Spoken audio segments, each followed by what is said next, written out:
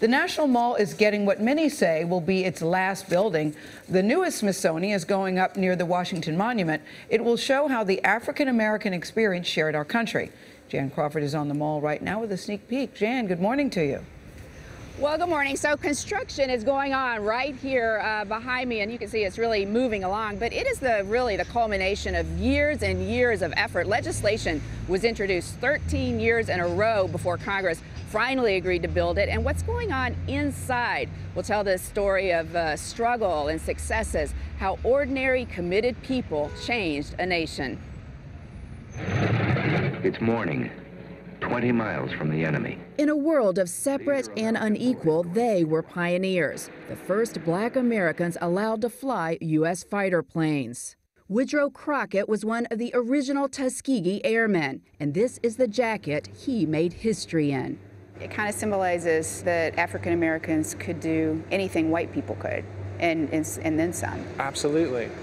I mean, he wore this jacket flying, what, 149 missions? Yes. You can think of it almost as if it's a superhero outfit. Crockett's jacket and scarf will go on display, along with tens of thousands of other items, when the doors open next year at the newest Smithsonian.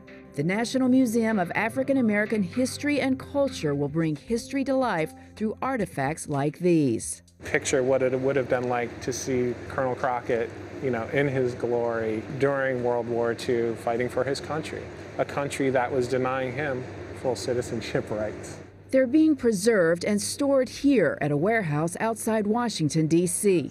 For nearly a decade, museum staff like curators Paul Gardulo and Michelle Gates-Marisi have worked to collect items that tell the African-American experience beyond what you may see in other museums. We are like detectives often. We research and we try to contact people who might have been involved in events or the descendants if it's a historical one. But also with this museum, people have come to us and says, wow, finally I know the place where this belongs. They tell a story of tragedy and resilience. Some of the simplest are the most poignant, like these charred copper pennies, all that remained of homes destroyed in the 1921 Tulsa race riots, considered the most violent in U.S. history.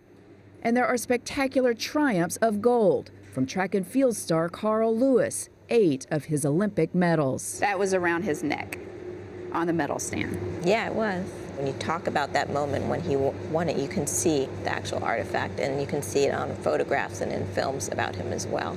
It all will go on display here in a new building on the National Mall. Lonnie Bunch is museum director. One of the things that worried me from the very beginning was, could we find the artifacts that would move people? But that hasn't been a problem. More than 30,000 artifacts have rolled in. Quite literally with the largest, a segregated rail car used through 1960. It was wrapped in plastic, moved from Kentucky, and lowered into the museum. Visitors will be able to walk through the car, see the separate seating for whites and blacks, something today's generation may find hard to imagine. And that is why, that is why this museum, and people say this museum is so important, to preserve that history and really keep it alive for future generations who just cannot imagine, in many cases, the sacrifices that people made to pave the way for really the great country that we have today. Nora?